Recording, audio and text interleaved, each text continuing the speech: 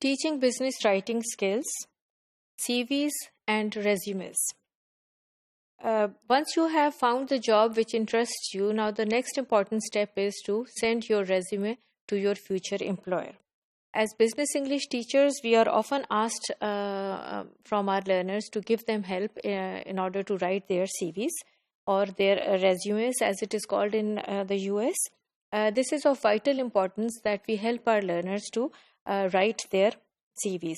Although this is hard because students are receiving conflicting information about this, the forms which they download from the internet might be different from what you are suggesting them to do. However, the effectiveness of a good CV depends on the style in which it is written, how much it is able to impress the future employer, and also depends on who that future employer is. So, writing a CV is an important step. It is the first and the most important step in getting your job. After searching the market and after having chosen the job in which you are interested, now you have to write that CV. It is important because it is the first impression which you make on your future employer. Therefore, we can say that it is a gateway to your success in getting an employment. However, there are no hard and fast rules regarding what a typical CV should look like.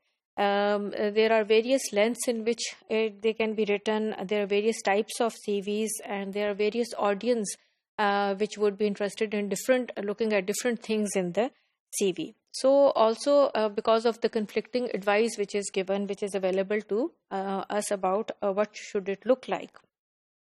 Also, it depends upon what is the level in the company for which you are applying. Obviously, people who are highly placed in the company, their CVs would look different from the CVs of those who are working, say, for example, on the shop floor level.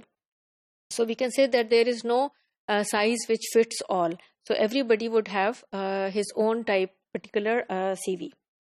Then there are some companies who have their own formats of CV, and they want the applicants to use those formats.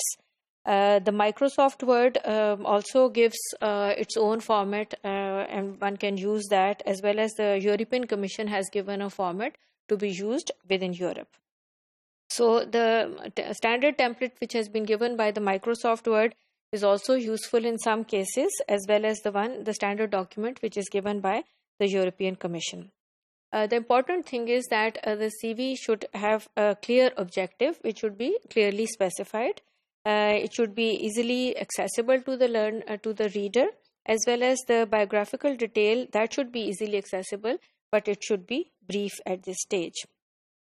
There are two approaches to how you should organize your CV. One is the reverse chronological resume, and the next is the functional resume.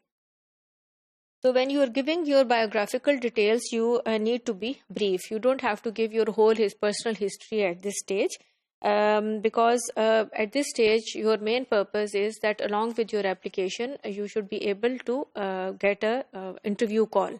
Your resume should be such that your future employer is interested in what you have stated in your resume, your qualifications, your education, and how impressed he is, and based upon that, you get an interview call. So when we are teaching CV writing to our learners, we can either use a genre approach, so that we can give them samples of previous CVs and tell them to model their document according to those, or we can have them work on the lexis of the CV. For example, in this image, you can see that there is a list of possible verbs to use on your CV. You have to write 4 statements describing your achievements in the last year. And then like this sentence, I designed a technical modification which enabled the production line to decrease its output by 12%. So you're telling about your accomplishment and achievements here using words like created, conducted, coordinated, improved. Learners can be given a practice of working on lexis. So the companies provide their own format also for writing the CV, and this should be accompanied by a cover letter which highlights the offer which you are making to the company. The benefit for this is that you can tell what value you can offer to the company. So the important thing is that you look at the job requirements and then you specify how much value addition you can give to your future employer.